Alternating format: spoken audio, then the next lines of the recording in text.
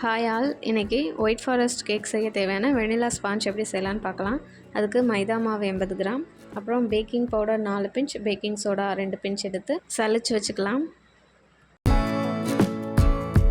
Oil 10 gram எடுத்து தனியாக வச்சுக்கோங்க.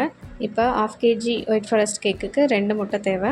அதை எடுத்து பீட்டர் வச்சு பீட் பண்ணி எடுத்துக்கோங்க. இல்லைனா விஸ்க் வச்சு கூட நீங்கள் பீட் பண்ணி எடுத்துக்கலாம். ஆனால் அதுக்கு ரொம்ப நேரம் ஆகும். ஸோ பீட்டர் வச்சு பீட் பண்ணி எடுத்துக்கோங்க.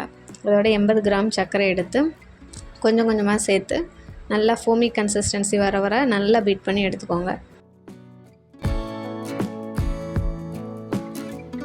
அங்கங்கே சர்க்கரை கரையாமல் இருக்கும். அதனால் ஒரு ஸ்பேச்சுலா வச்சு நல்லா ஓரங்களெல்லாம் எடுத்து விட்டு நல்லா கரையிற அளவு நல்லா பீட் பண்ணி ஃபோமி கன்சிஸ்டன்சி வர அளவு பீட் பண்ணி எடுத்துக்கோங்க.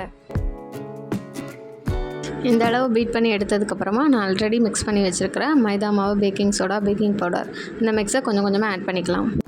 இப்போ 10 கிராம் ஆயிலை கொஞ்சம் கொஞ்சமாக மிக்ஸ் பண்ணிவிட்டு அதோட vanilla essence, pineapple essence add பண்ணிவிட்டு கட் அண்ட் ஃபோல்ட் மெத்தடில் மிக்ஸ் பண்ணி எடுத்துக்கோங்க.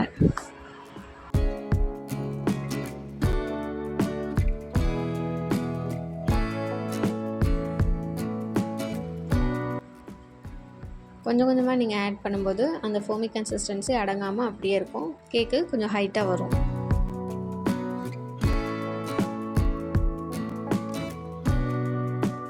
கட் அண்ட் ஃபோல்ட் மெத்தடில் மிக்ஸ் பண்ணி எடுத்ததுக்கப்புறமா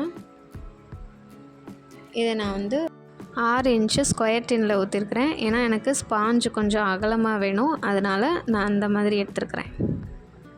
இப்போ ஒரு டூத் பிக் வச்சு இந்த மாதிரி எடுத்து விட்டிங்கன்னா பபிள்ஸ் எல்லாம் ரிமூவ் ஆயிரும். அப்புறம் நல்லா டேப் பண்ணி எடுத்து ஓவனில் வச்சிடலாம். 10 மினிட்ஸ் ப்ரீ ஹீட் பண்ண ஓவனில் பேக் மோடில் 20 to 25 மினிட்ஸ் வச்சு எடுத்திங்கன்னா வெனிலா ஸ்பாஞ்ச் ரெடி ஆயிடும்.